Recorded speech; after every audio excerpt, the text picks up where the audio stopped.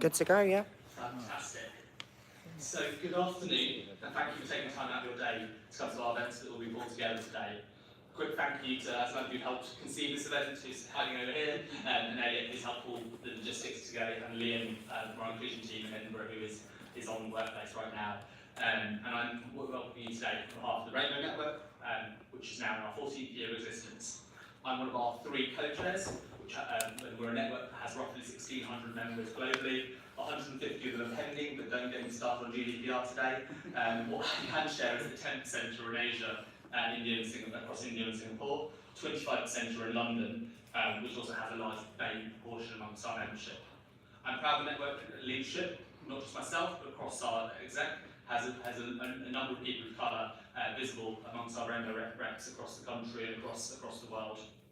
Before I introduce our speakers, I want to remind our audience and people on the workplace why our LGBT work is still so important and relevant today. We as a network have a goal, a public goal, that we want to be not needed and no longer necessary. We want to make ourselves redundant, which in our day jobs is probably easier these days than unfortunately on the LGBT agenda. But unfortunately our work has never been further from the truth that we were no longer needed.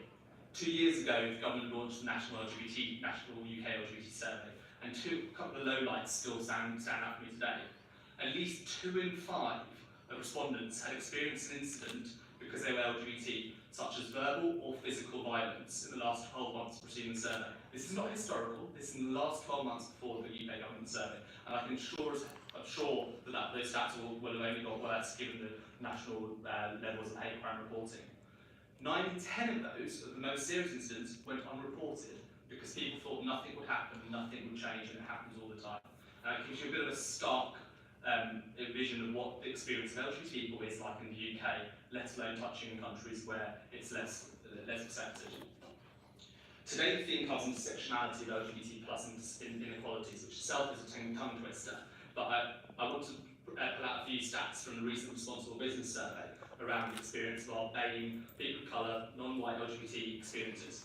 So we made progress. I'm glad to say we made progress in workplaces where now 62% of white colleagues feel comfortable talking about their sexual orientation at work. When we move to our BAME colleagues, it's less than half, it's 40%.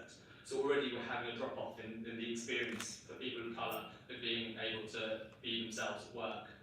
There's similar stats for this around mental health and being able to talk about mental health.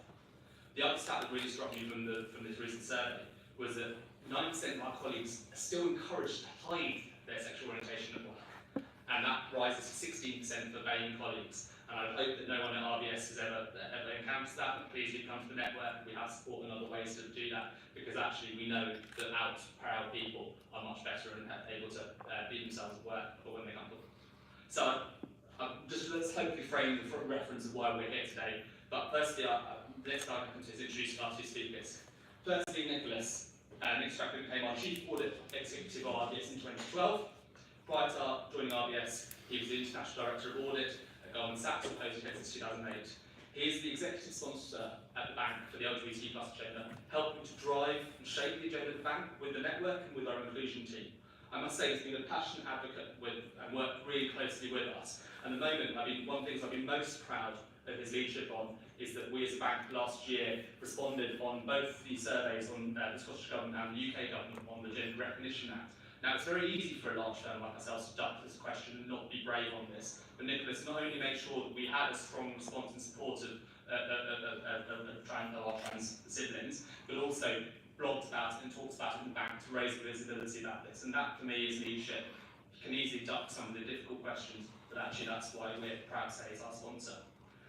But he's up next, so I'll let him say more. As for Asifa, what can I say? But I'm so proud to welcome an LGBT plus person of colour to speak on our platform today at RBS. In 2014, she came to fame, as we will have seen, Britain's first Muslim drag queen, and I think we've all enjoyed the TV shows and the notoriety of fame. Just last week, she's fresh from participating in Pakistan Fashion Week, which featured its first LGBT plus catwalk. I'm going to ask her to tell us more about that in the session. But without further ado, I'm going to hand over to Nicholas to say a few words.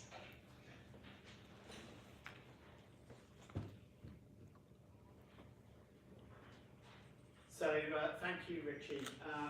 as Richie said, I am the group's Chief Audit Executive and LGBT Executive Sponsor, and I should like to add my thanks to his for all of you joining us today, both here physically and online. And I would also like to give a particularly warm welcome to those of you in the audience who are from organisations other than the bank. As part of my introduction, I thought that it would be useful to share with you some of the work the bank has undertaken in this area and explain why I am passionate about inclusivity and LGBT issues. And I will try and keep those remarks relatively short because I know that I will then be handing on to our main speaker, Asifa. At RBS, we do aim to achieve a better environment and culture for our LGBT+ customers and colleagues. In practice, I believe this means we need to continuously challenge the status quo. Whilst this is what I do as part of my day job, I think that fact is as true today in terms of the LGBT+ agenda as it was when I first became involved in inclusion. As a bank, we have worked hard to understand the issues that our LGBT+ colleagues and customers face, and we want the bank to be a welcoming place where individuals, regardless of sexual orientation or gender identity, are welcome. Everybody should feel safe to be who they are and be able to bring their whole self to work.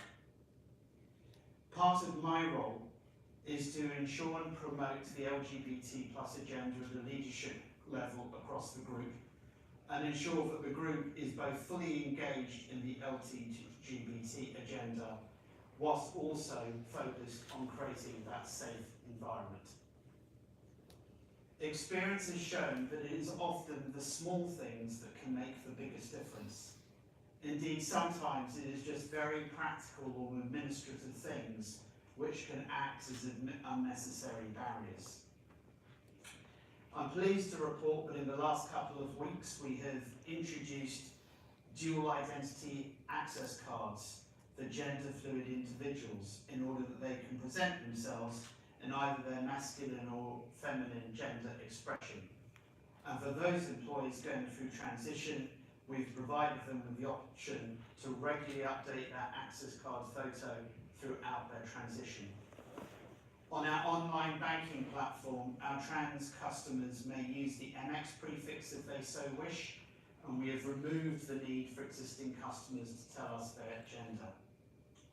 We have headline sponsored the UK's British LGBT Awards for the last 7 years, and this year the event will be attended by our Deputy CEO, Alison Rose, who will present the Lifetime Achievement Award. We hosted and organised the first ever NatWest LGBT Polish Business Awards in 2018, an event that we sought to establish to recognise the work being undertaken by activists and big businesses in what is a very challenging cultural context, and we will be doing the same again this year. RBS India, that employs over 15,000 of the group's employees, was recently awarded second place at the Beyond Diversity Inspire Awards for best practices in LGBT. We participated in 19 prides across the UK, Ireland, India and Poland in 2018 and are a Stonewall Global founding partner and top global Stonewall employer. Whilst all of this, I believe, should help contribute to instilling a more supportive culture and one that helps create a safe place for everyone to be themselves, it is, however, important to recognise that sometimes this may not always be the case, in spite of everything that we try to do. Each individual has a different story, and whilst we work very hard to provide avenues of support and access to internal and external help, people do fall through the cracks. Over the years, individuals have reached out to me personally and shared their stories and their concerns. and I have regarded this as a great privilege, but it has also provided me with the impetus to continue to strive to improve what we do and the way we do it. We need to constantly evolve and develop, and I must admit, I often ask myself, are we doing enough? And in that vein, I'd like to welcome our main speaker this evening, Asifa, Lahore, who I'm sure will challenge some of our thinking as to the sufficiency of what we do. As Richie said in 2014, Asifa was famously censored from discussing Islam and homosexuality when she raised a question at a live debate on the BBC Three show Free Speech, which was being broadcast from the Birmingham Central Mosque. The question at issue was, when will it be accepted to be gay and Muslim? While the question went answered on that occasion, it did lead to multiple opportunities for Asifa to speak openly about the topic subsequently. Asifa is a leading figure within the gay Asian community, receiving the Attitude Magazine Pride Award and judging the Independent's Rainbow List. She is an impassioned activism on intersectionality, race, gender and religion that has led her to inspire many for her bravery and tenacity.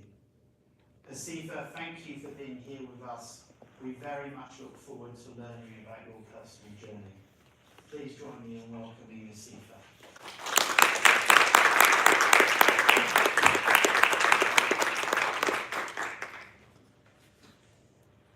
Thank you, Nicholas. Thank you, Rishi, and thank you also, Aslan, for suggesting me being here. I'm actually going to do this very much in the centre. The reason being is I am legally blind. It's one of my identities. So if I get very close to you or if I'm squinting at you, don't take it personally. It's just me trying to see you. So my name is Asifa Lahore. I am Britain's first out Muslim drag queen. I think the size of my lipstick probably gives it away. But as well as being Britain's first out Muslim drag queen, I come from a Pakistani heritage. I'm British. I'm also disabled. I'm legally blind. I'm part of the LGBT community. Specifically, I am trans. And I'm also a drag queen. I'm going to proceed just by telling you a lot about myself. I'm literally, no pun intended, I'm literally going to let it hang out for you today, this evening. I'm sure my story may push buttons, it may get you thinking about your own life experiences. If at any point you need to take a breather, please do. So I was born in May 1983, in the good old 80s. I'll be honest, I don't remember much about the 80s, but I was born in Southall, in West London, in the heart of the South Asian community. When I was 6 months old, my older brother, who was older than me by 3 years, he was diagnosed with autism. Now, bear in mind this was the early 80s, there wasn't a lot of research, there wasn't very much awareness of autism in British society, let alone if you were of South Asian heritage. So my mum and dad, when I was 6 months old, sent me to Pakistan for 1 whole year, and I was brought up by my aunties and my maternal grandmother.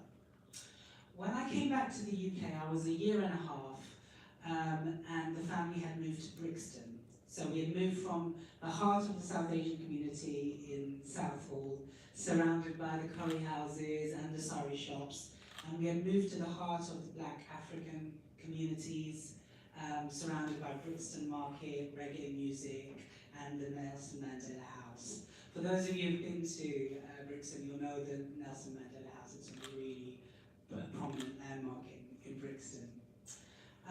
I would say I had a very normal, British upbringing. Besides my own immediate family in the UK, the only other immediate family I had was my mum's sister, who was obviously my auntie. and she lived very close in West Norwood. One of my earliest memories that I can remember is I was about 5, 4 to 5, and I just wanted to be around my cousins all the time. I would just ask my mum and dad to take me to West Norwood, because what my cousins would do, I was a really, really cute kid, and they would just pick me up, and they would throw me in the air, and they would catch me, one by one, all 5 of them. And, I don't know what it was, but I was 5 years old, but I just loved being thrown around by these handsome 5 South Asian guys in their teens and early 20s. And I couldn't quite pinpoint it, but I knew then that there was something really different about me. This sense of euphoria, of being thrown about, and this sense of expression, I remember that specific moment. Obviously I was born male, but when I started sort of getting to the age of 10, that need and that want of wanting to be around my male cousins sort of took a different turning, and I wanted more and more to be around my female cousins, because it was around that age when I started hitting puberty, and I realized really, really early on that I was attracted to men. And I think being around the male parts of my family just sort of triggered me and scared me in many ways. So I just spent the majority of my teenage years with my female cousins. I didn't tell anyone about my feelings. Growing up in a Pakistani, family, surrounded by images of Mecca, of Islam, of Pakistani culture, inherently I knew that the way I felt was wrong. So I just kept it to myself. Now, when I was 11 years old, my mum and dad uprooted their life and our lives as well, and moved to Pakistan. Now, my mum and dad are like the classic British immigrants. My dad came here in the 60s with his sister to work, stayed here. He went to Pakistan, married my mum in the 70s, she came here. And I think when they married, they sort of made a pact that one day, they'd work hard in Britain, they'd make enough money, and they would move back to Pakistan. When I was 11, that day came. We just up and left and went to Pakistan. It was 1994. And between the ages of 11 and 14, I spent in Pakistan. And I absolutely loved it. I mean, every summer we would go to Pakistan, like summer holidays, spend a lot of time with, my maternal family and my paternal family.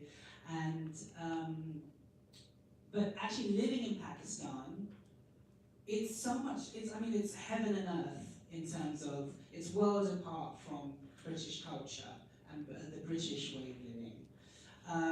I can tell you journeys of I stayed in Karachi in the south of the country, and Karachi at the time didn't have a massive sewage system. And in August, it was just pour. The monsoon season, it would literally just pour. And every road, every main road, every residential street would literally become a river, like overnight. And I can tell you stories of me playing in these rivers, in mud, and absolutely loving it. And it's a whole world away from life in Britain. And, Karachi has moved on, it does have a sewage system now, and things have moved on. But back then, I just felt so happy being in Pakistan, and being a really cute young teenager, even though I was male, people would still mistake me for being female, even then, even as a child, even as a baby, and even as a young early teenager. I remember taking the bus to school.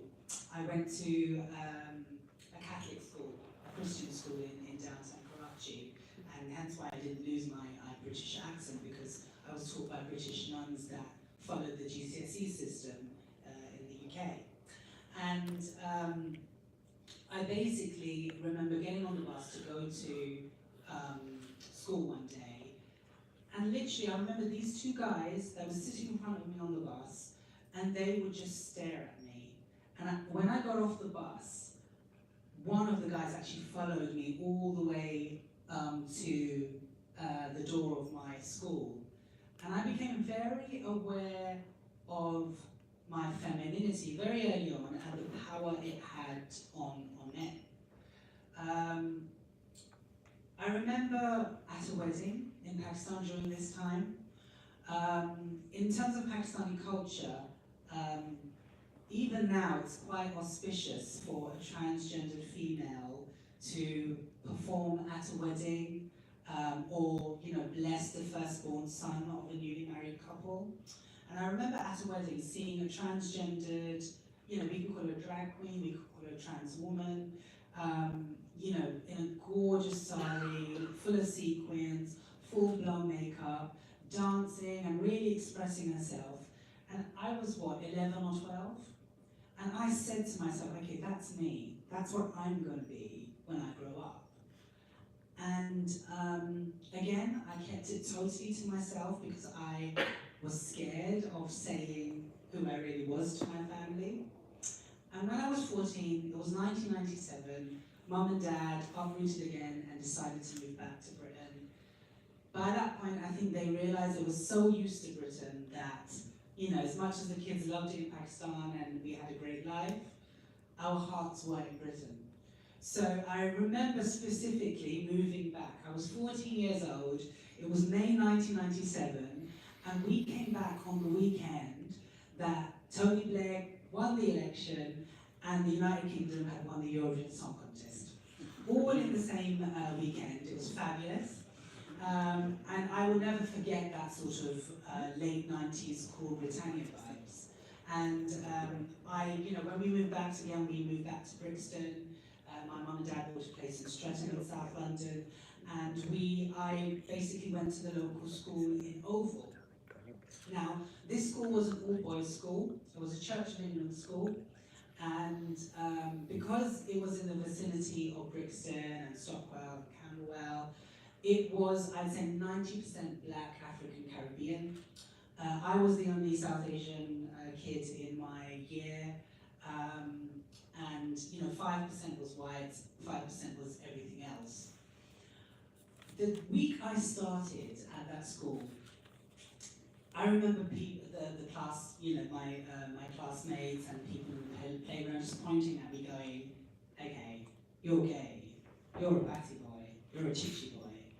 And I just remember thinking, I don't know what these terms mean. I had no idea, I'd never heard of these terms before. And what began was from my GCSE years, I suffered heavy homophobic bullying, like major bullying. And the reason being is 1997 to 2001, when I was at secondary school, it was during the times of Section 28. Now, for those of you who don't know, many LGBT people will know about Section 28, especially those that are sort of 30 plus. But in terms of people that don't know about it, Section 28 was a law brought in by the Margaret Thatcher government in 1988.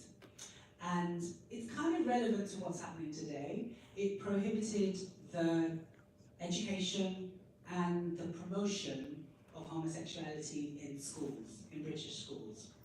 Now, when I was in, when I was getting bullied at school, I went to my teachers, but there was nothing that the teachers could do. Even though my form tutor was super supportive, there was nothing that he could do because my headmaster was like, we can't be seen to be supporting me, because if we do, we could get into legal trouble. Somebody could persecute us, one of the parents could, it could get out of hand.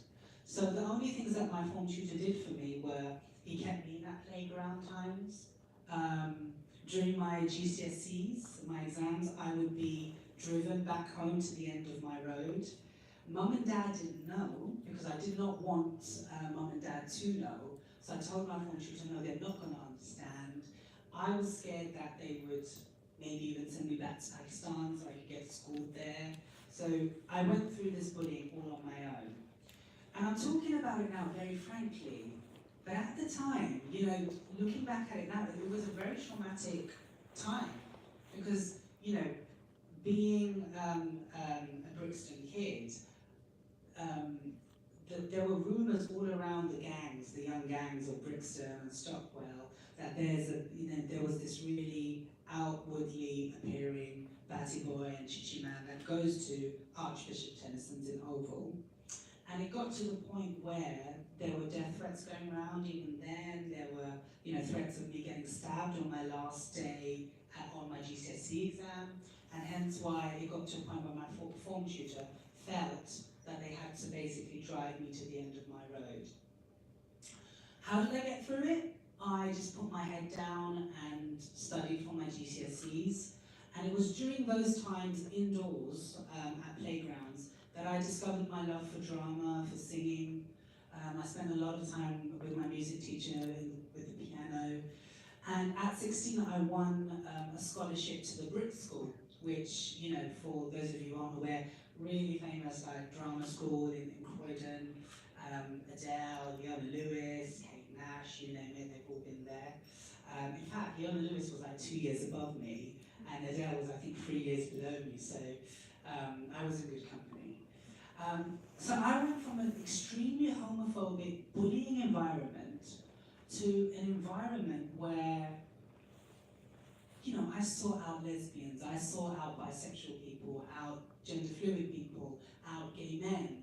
And, the Brit School is, for those of you who are 80s kids that have seen Fame, literally it's like Fame School. I mean, there was a sequence where I was on one of the canteen tables singing Fame.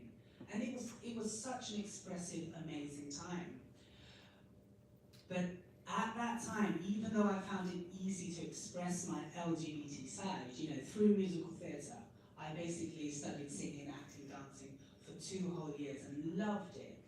And even though I was expressing my LGBTness, when I would come home, that LGBTness would be put into a box, it would be compartmentalized, and I would play the role of the good British Asian boy at home. And for a while, it was okay.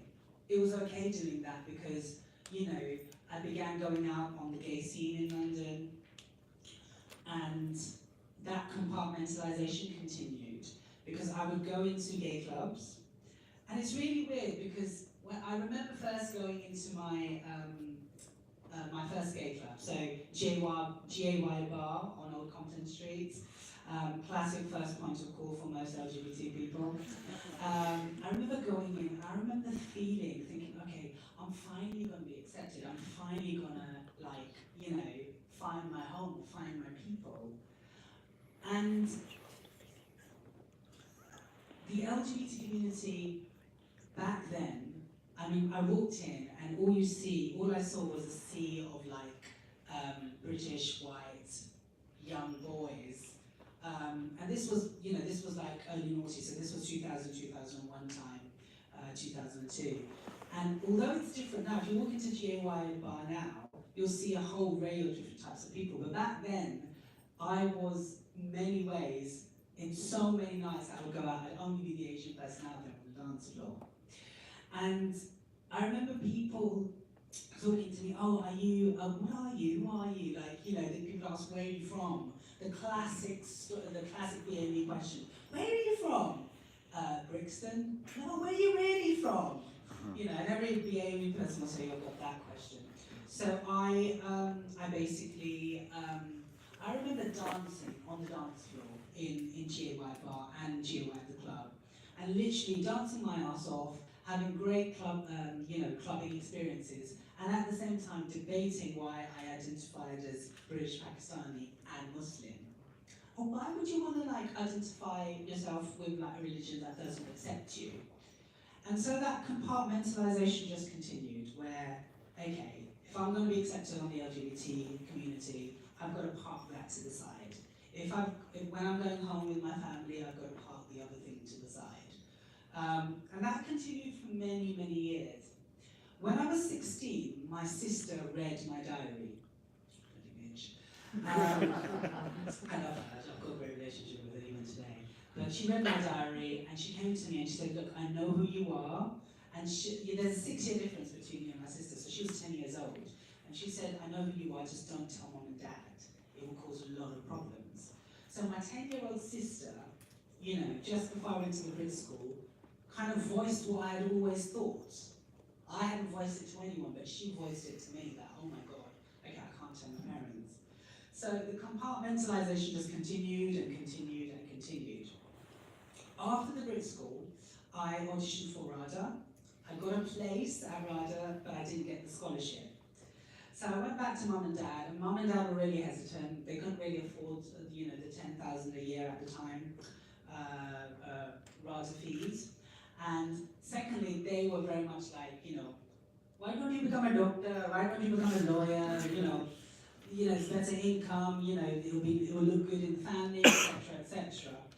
And by that point, I was so like bored of musical theatre and drama that I went to university instead, and I went and did media studies. And it was at Queen Mary.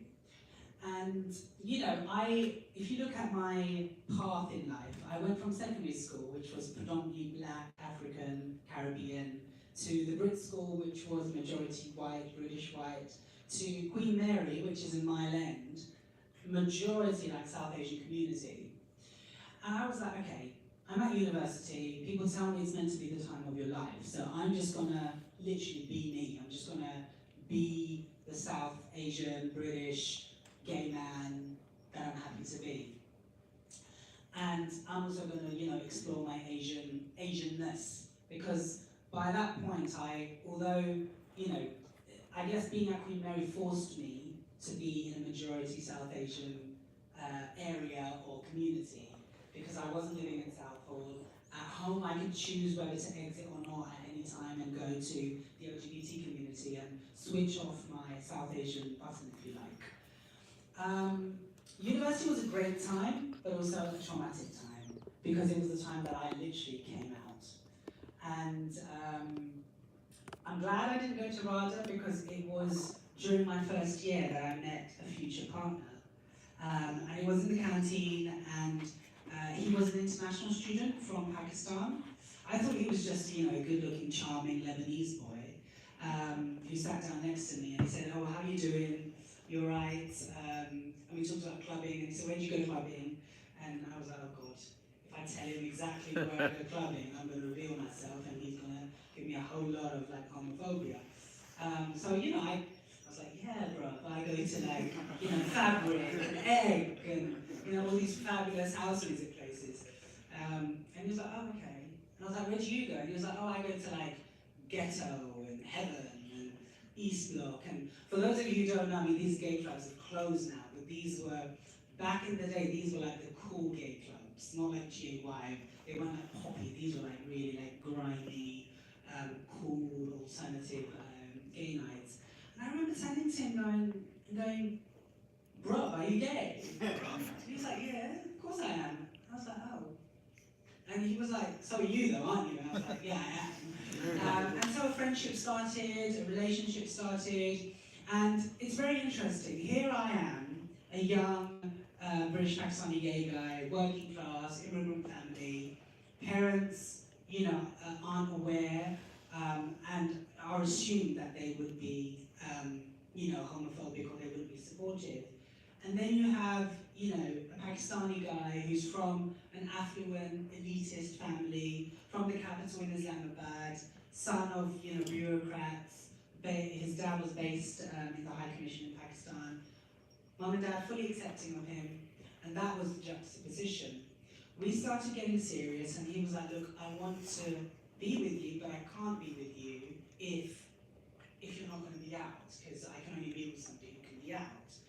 So I was put in this position, and it's a time I'll always remember, because it was summer 2007, and one day, it got to a point where, because I was going out clubbing regularly, I'd always bring back like boys magazines and QX magazines, which are like LGBTC magazines. And I thought that I'd keep them very well hidden.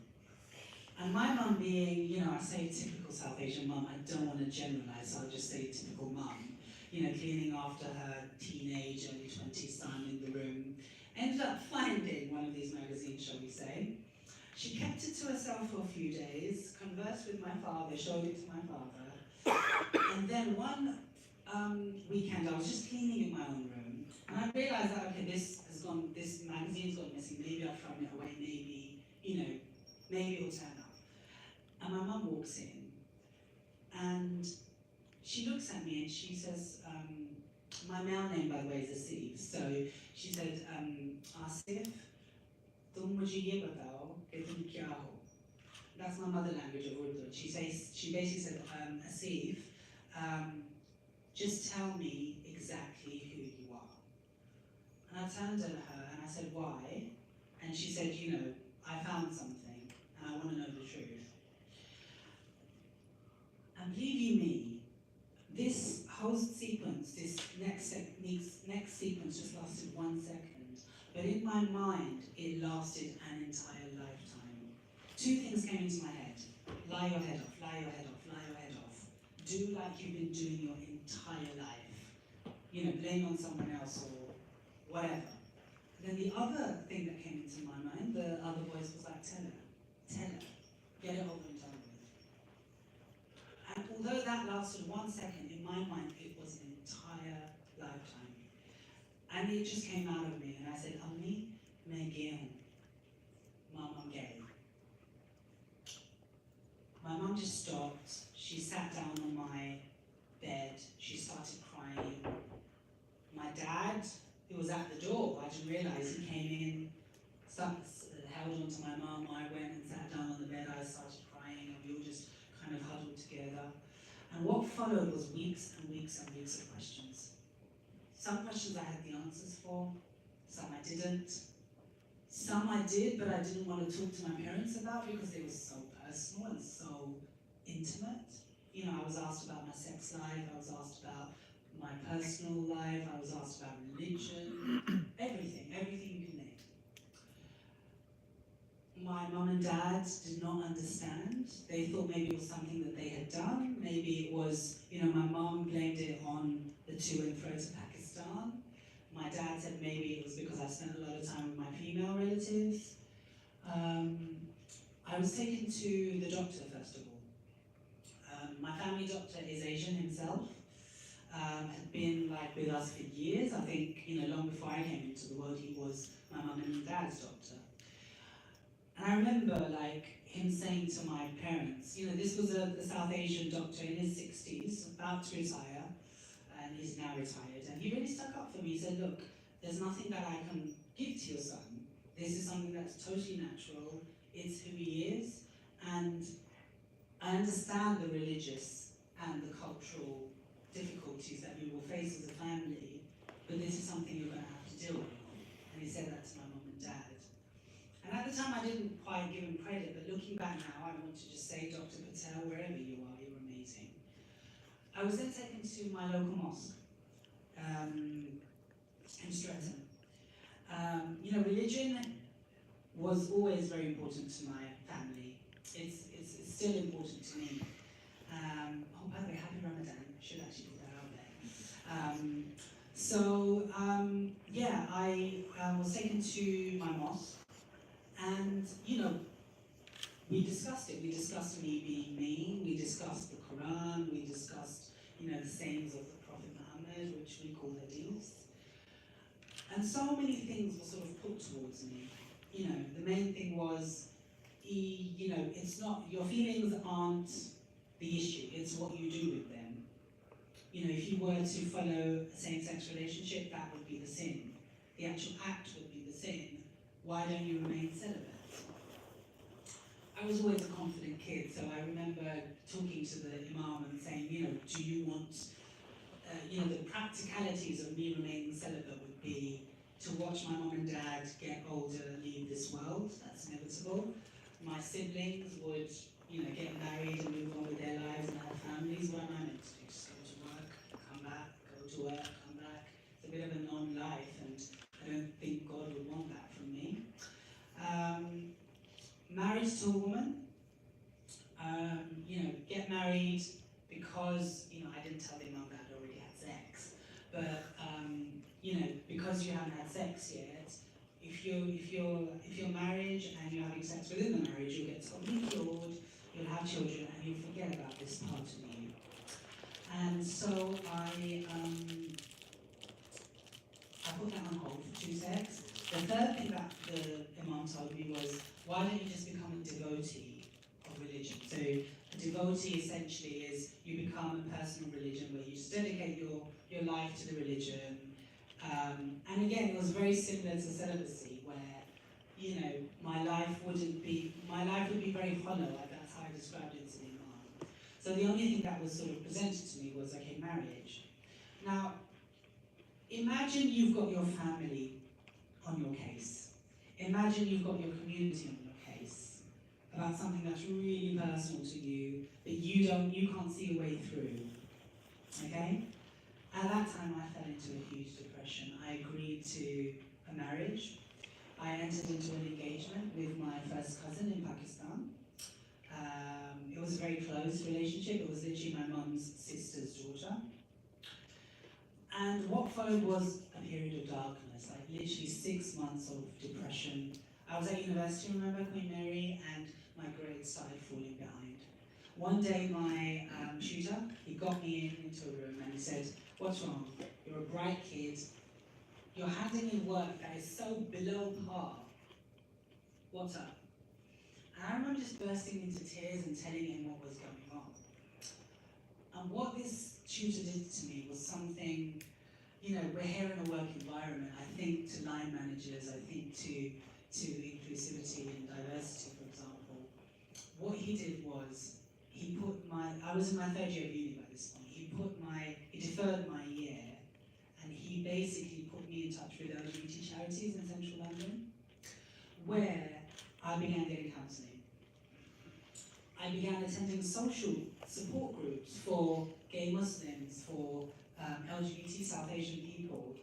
And when I met other people like myself, I know it's going to sound like the biggest cliche, I thought I was the only gay Muslim in the world. I thought I was the only one who had to go through this. And when I met other people like myself, it just blew my mind. It really just, I began volunteering for a lot of charities during that 1 year that I had off. And I began really exploring my intersectionality. For me, you know, I would see a lot of other South Asian gay men and women who would either like marry each other and call it marriage of convenience or lavender marriage and continue that, you know, pretense or that dual life. Then you had those that would just, you know, marry somebody that they wanted or be with somebody that they wanted and live an open lifestyle. There was an array of experiences, some horrific, some positive. And I knew that I couldn't, you know, go through with this engagement and a marriage. So one day I plucked up all the courage I had, I went back to mum and dad and I said, no, I want to end this engagement. I'm gay and I actually want to marry somebody. And I introduced them to my boyfriend that I met at university. And it really broke my family because in Pakistan culture, that is such, I mean in any culture, that is such a close relationship, you know, your first cousin. It really broke apart like my mum's family. And for years I didn't go to Pakistan. Now, what followed was a celebratory period of my life. My mum ended up coming to my civil partnership, ended up giving me away. It was a really powerful moment. My dad at the time didn't, but years later he forged a friendship, a relationship with my husband, and he, you know, I remember them doing DIY on in our place on Easter weekend, for example. And what followed was just a period of absolute celebration because I felt at that time that I had conquered the world. I was an out South Asian, British, gay man. I had, you know, the handsome husband, the Bollywood dream. He literally looked like a Bollywood hunk. And literally, you know, my mom was really happy with him, and, you know, my immediate family knew. My family in Pakistan didn't ultimately know, but at that point I felt like, you know what, I don't care. I'm just happy that my mom and dad accept me, they accept my husband, things are great. I began I finished university, I was out one day in Soho, again, I was out with my friends and we saw an advert for a competition called Drag Idol. And they were like, go on, you've always wanted to perform, you've always wanted to, follow a career in performance. Why don't you just do it? You'd make a great drag queen. And I thought, okay, fine. All right, why not? Let's just go in. So this was 2012. The media were all over like the burqa and, I remember the burqa being so in the media. And obviously I'd been to a lot of drag shows in my teenage years and in my early 20s, and I'd seen so many like drag queens do like sister act parodies and outfits and nuns, and religion has always played a part in LGBT humour when it comes to drag.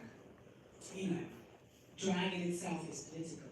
So I thought, okay, let me go on stage wearing a burqa. Okay, what parody can I do? Because at that point in life, I was living such authenticity in terms of my lifestyle. I wanted to portray it on stage. So you know that Barbie girl song, I'm a Barbie girl.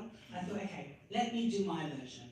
And I went doing, I'm a Punjabi girl in a Punjabi world. My name is Asifa, I wear a burqa.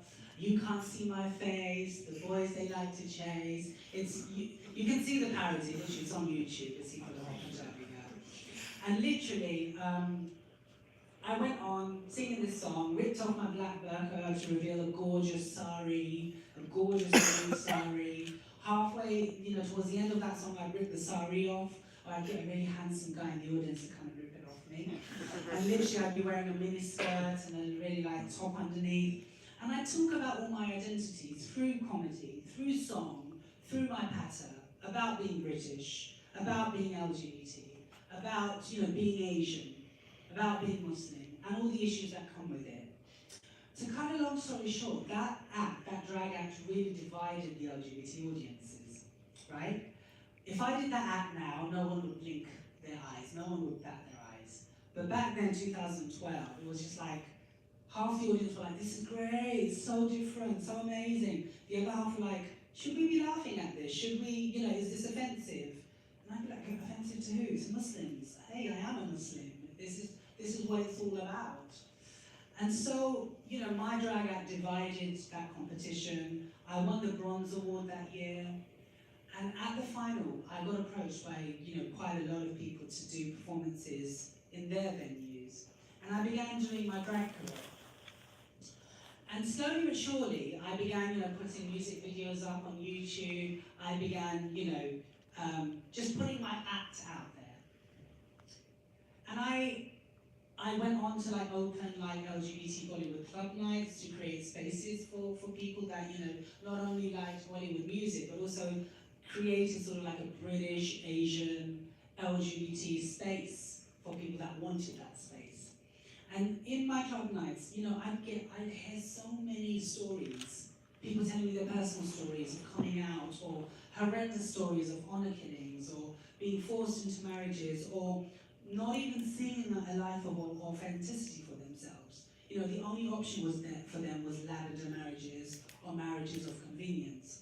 I get so many Asian gay guys coming to me going, oh, Asifa, you know a lot of people. Is there any way you can introduce me to an Asian lesbian that, we can present to our families and it can be a coexisting relationship, etc., etc. And then I would see a lot of young people coming through and really, what I call the Zayn Malik generation. You get a lot of Zayn Malik lookalikes and wannabes these days. And literally they'd be like, oh, we really want to a lot of them were coming out, or, they were really positive stories. And I was like, for a few years, I had been approached by BBC, by Channel 4, about doing documentaries, about doing stuff online, because they'd seen my YouTube channel, and I'd always say, no.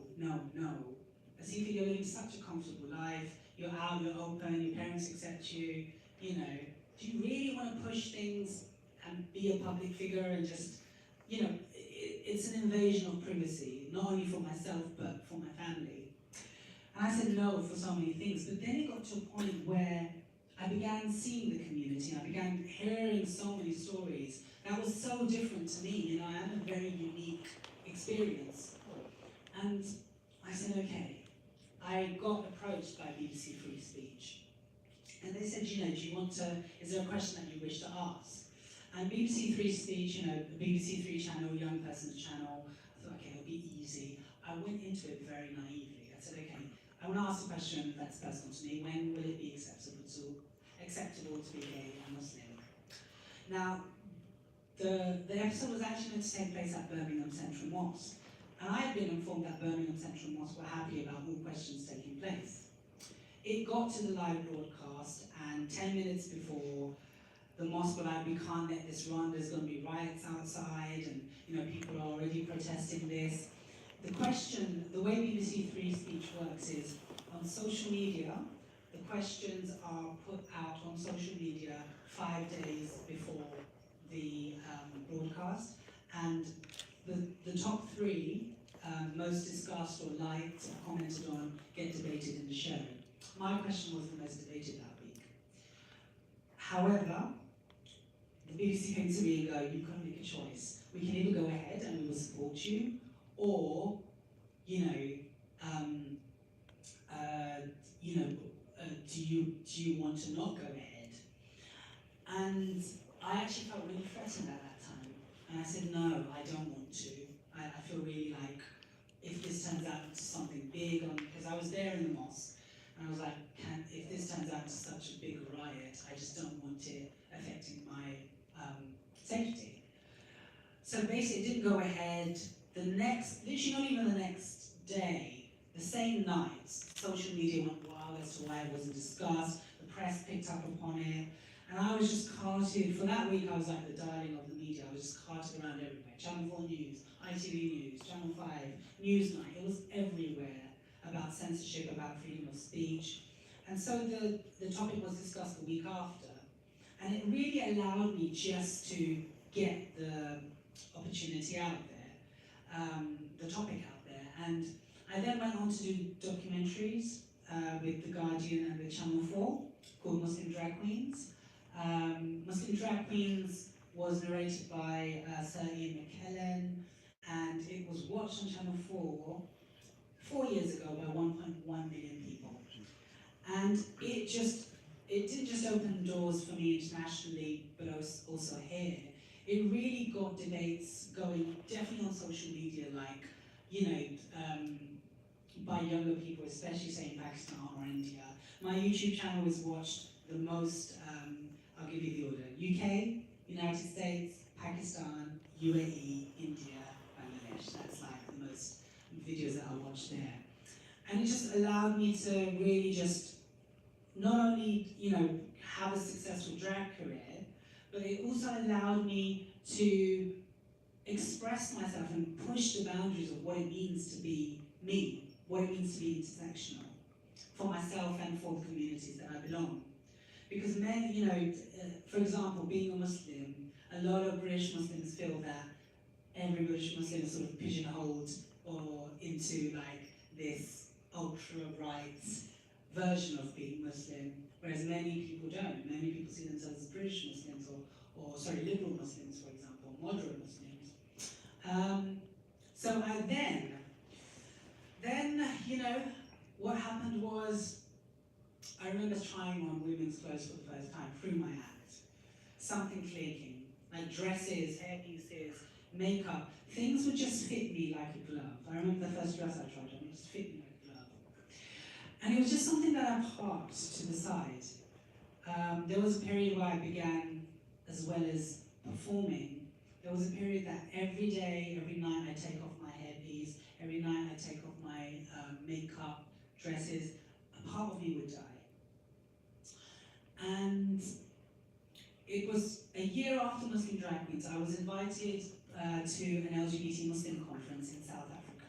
It was funded by the South African government, and it brought together LGBT Muslim activists from around the world to Cape Town for a conference. It was a week-long thing, it was amazing, and for the first time since being a young child, I met transgender activists from Pakistan.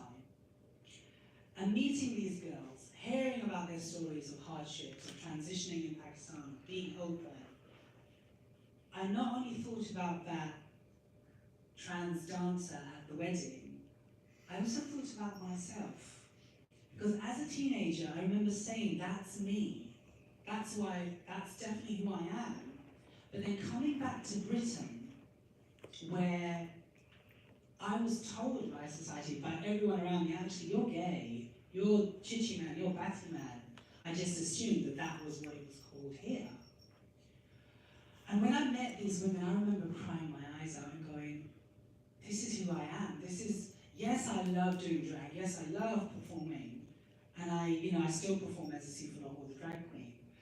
But actually, day-to-day life, actually living my life, I am transgender. I am female. Life has always pigeonholed me to be female, and I am female. So I remember getting off that Emirates flight, getting off at Terminal 3 in Heathrow, got on the call to my sister, and I said, Sarah, I'm going to transition, I'm transgender. And she said to me, to me you've always been a she. I think it's going to cause a lot of problems. And up until that point, although I pondered it, I didn't want to rock the boat again, because I knew, inherently, that it could cause friction between, family again. I knew that, potentially I would have to exit my same-sex marriage. I had mentioned it to my husband, and he would softly say that, look, it would be an issue. He's attracted to men, not women. So when I made this decision, I knew that I'd have to go through the whole coming out process again. And the first time I was so traumatic that I was like, oh, do I really want to go through this again? But when I made that decision, I did. I came back November 2016, and in February 2017, I began hormone replacement therapy. And I haven't had any surgery. The hormone therapy has just been super amazing. It's totally not only transformed my mind in terms of the feelings I get, I feel so much more comfortable as myself now. And but physically, it's just worked wonders. And I now live my life for the last 2 and a bit years. I've been living as female. I'm currently in transition, but I feel very, very happy.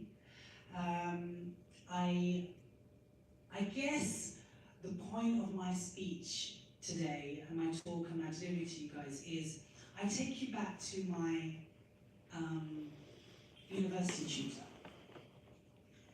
My university tutor, yes, was really changed my life in the sense that had he not supported me, had he not, sort of put me in touch with those support networks, maybe I would have ended up there anyway. It may have took me much longer.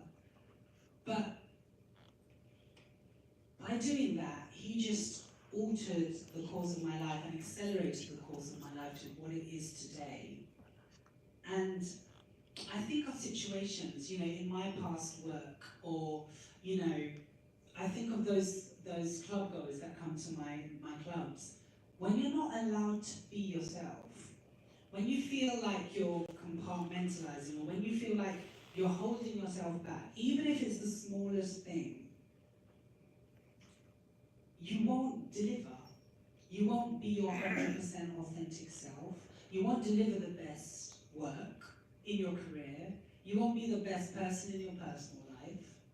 Things will always be holding you back. So I guess the point of me saying all this today is, yes, it's very easy for me to stand up here today and say, be yourself.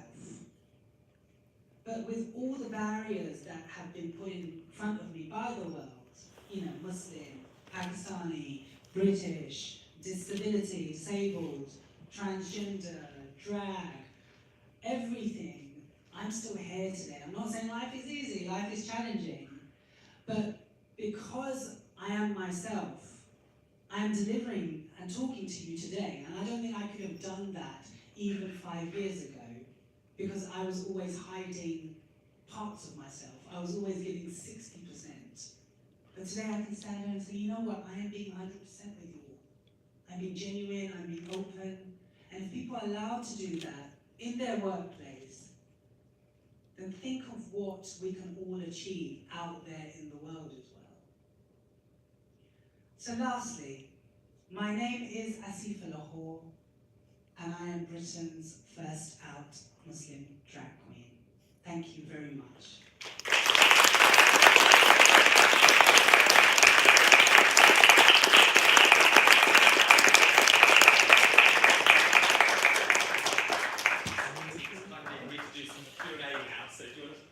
Stand or do you want to stand or sit?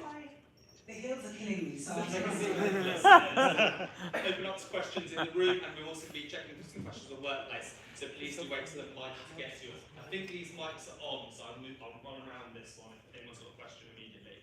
Do I see any questions in the room?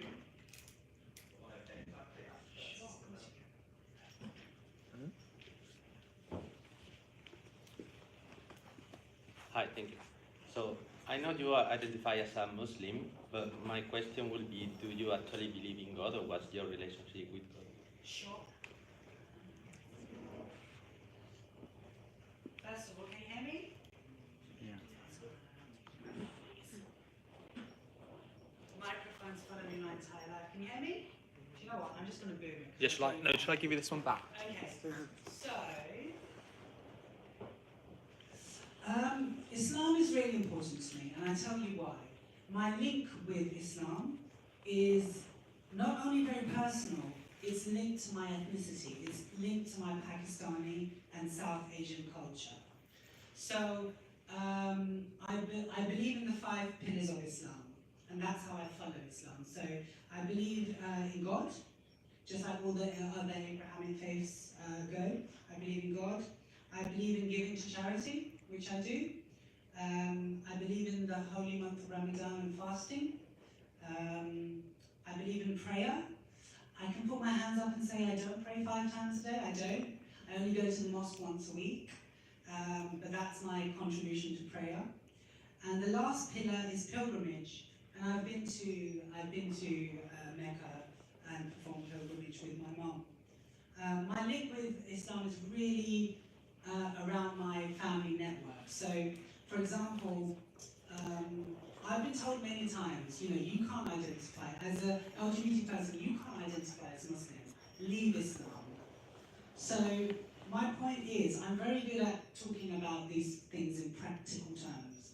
If I were to leave Islam today, I would have to leave my mum and dad, my family, my extended family, because since coming out as transgender, I've gone back to Pakistan. My family are fully accepting, even out there. And I just want to point out, I'm not from a very privileged family. My family in Pakistan are very, you know, I have people in the elitist areas, and I have family members in the slums as well.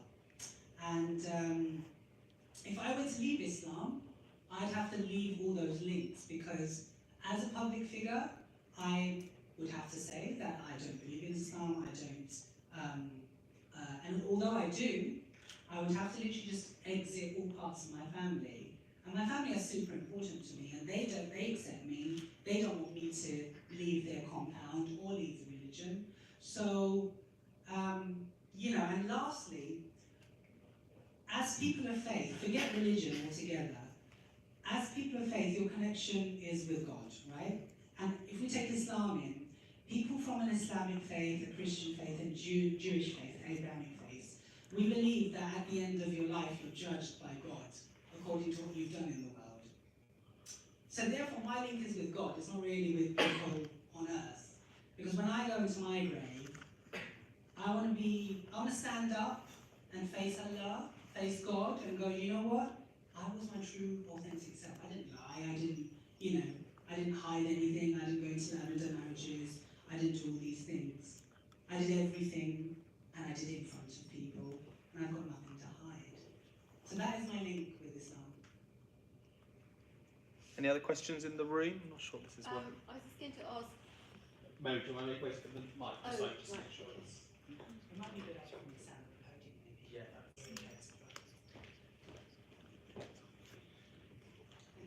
Thank you. It's been extraordinary hearing your story, and one thing that really strikes me is that you had to end your relationship with your husband. And I think that people often forget about the casualties that happen as people make those choices about being who they really are. So if you, without wishing to be prurient, if you could just talk a little bit more, because I think it's a learning for all of us around how do you do that, and are you still friends? My husband, my ex-husband, and I are amicable in the sense that, you know, he understood the need for me and the want for me to be myself. Obviously, it was a very hard decision because, you know, not only choosing to transition, but exiting a marriage that, you know, I had very happily taken part in and was in for a number of years. I was together with him for 6 years. So it wasn't a decision that I took lightly. And this is what I talk about when when we talk about LGBT issues, I think people just assume that LGBT issues just are linked to just LGBT people. But actually they affect everyone around us. So whatever decision I make affected my ex-partner. And, you know, he's gone on to, he's with somebody else now, he's happy, we keep in touch. He's happy for me, he's happy that I'm happy. And something else that I want to mention is that, you know, something about this question that's brought something up for me is, I know there are, you know, in my subculture of Asian LGBT people, I know many people that live that dual life, that dual compartmentalization. But, for example, when the wives find out, or when the children find out, the way it hits them is for not like, you know, the amount of depression, the amount of mental health issues that are linked to being LGBT, but then for those issues that are linked to being South Asian, for example, is even worse. I mean, you know, currently it's 4 times more likely for a woman of South Asian heritage to suffer from depression or commit suicide than her British white female counterparts. Wow. So, you know, there is a link here. There is a link to poor mental health, to not being able to be yourself. And if you're going to live a life of compartmentalization, not be able to be yourself, wherever that might be in your personal life, in the work life, then it will affect the results, you know, both in work, both in your personal relationships, both in your family. So does that answer your question? Yes. Or is that... Totally. I think that there is a sense within the British culture that the lavender marriage is quite common. Yes. It's very historical, and that we genuinely know that it's going on, you know, and when eventually, thankfully, and particularly the man comes out and says, actually, This is who I am. this is who I am. Everyone goes, oh, thank goodness, because we've all known for years, we've seen you with your lover, Yes. and actually, let's all move on. So I do sense, though, that it's very difficult in your culture because of the religious aspect. Yes. Because there's a lot of shame attached. Yes. And so it's not straightforward. No, it isn't. I mean, as a South Asian person, like, you're constantly thinking about your community, you're constantly thinking about your family, you are part of the family, and whatever decisions you make, they really don't just impact you. I mean, you know, like I've explained today, that all my decisions have always impacted those around me. I remember when I first, you know, came out, my mum, one of the first things she said is like, this might affect your sister's marriage prospects, for example. I didn't want to tell my mum that my sister was already dating white guys and she'd have no prospects, you know, and she's now with a French guy. But I mean, my journey has really helped my mum understand why my sister and my cousin, you know, married French and German guys, for example. For them, it wasn't an issue because my parents had dealt with both autism with my older brother and then being LGBT with me. So it's like I say, it's a very unique story. But the other thing I want to mention is, in the UK, remember, 65 odd years ago, it was illegal to be LGBT here. And people entered into lavender marriages then.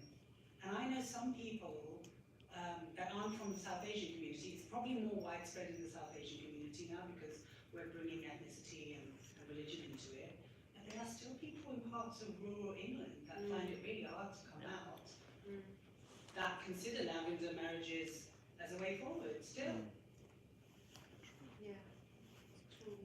So we haven't had any questions on workplace from our colleagues. I have one more from the room, and then we'll go into our networking period. So let me sort of come from that. Hi, Asifa. Good to see you again. So you mentioned that ultimately you had that support from your family about your sexuality, and then you transitioned. How long did it take when you came out to when you were able to rely on them for support? And what advice do you have for people who can't get that support from their family? Wow, okay, two very big questions there. Support from my family didn't come instantly. It was a journey.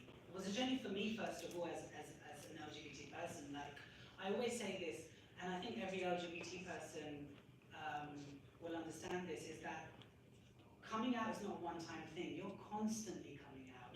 There are spaces and times in your life where the issue will come up again. I have a friend, he's an Indian, British Indian friend of mine, who's, his husband is a British wife, and they're just about to adopt.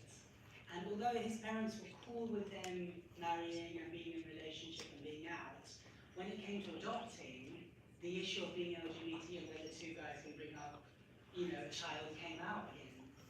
So I think personally for me, I came out to my parents when I was 23. If I'm honest with you, I'm 35 now. I know I don't look at the age of you really have. But it's really taken, I'd say, a good 10 years of my life for my parents to really, they have my back now. I know they've got my back.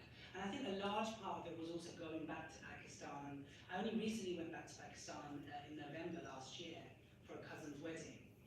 And I think one thing I didn't mention is in Pakistan, it's legal to be transgender, but it's illegal to be LGBT, which I find really fascinating because over here, I think it's the other way around, where the T is such an issue, but being LGBT isn't so much at the moment. And I think a big thing about getting support from my family, from mum and dad, was, okay, it's not really a big issue for my extended advice I give to people that are coming out is, it is a journey, it will take time. And in cases where acceptance doesn't happen from immediate family, create your own family.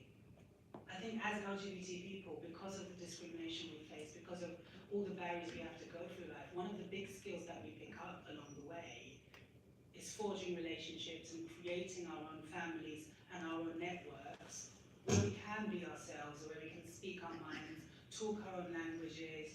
I mean, an example I can give you is, something really ridiculous like RuPaul's Drag Race, which I love, right? That's not ridiculous, please.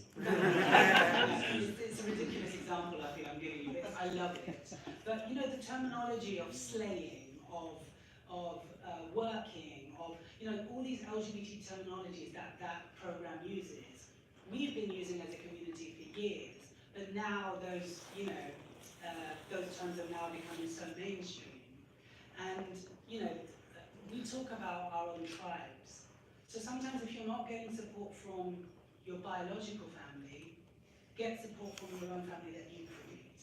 And I found that gave me a lot of positivity while my biological family was catching up with me. So I hope that helps.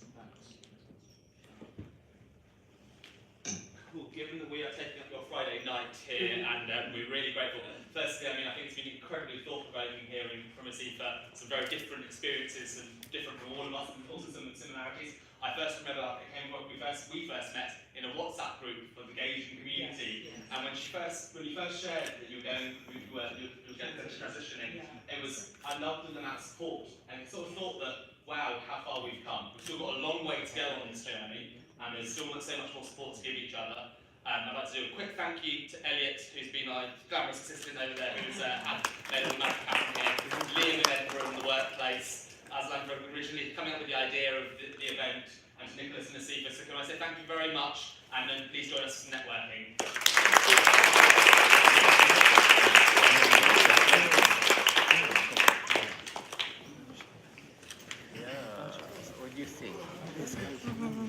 Bigger budget.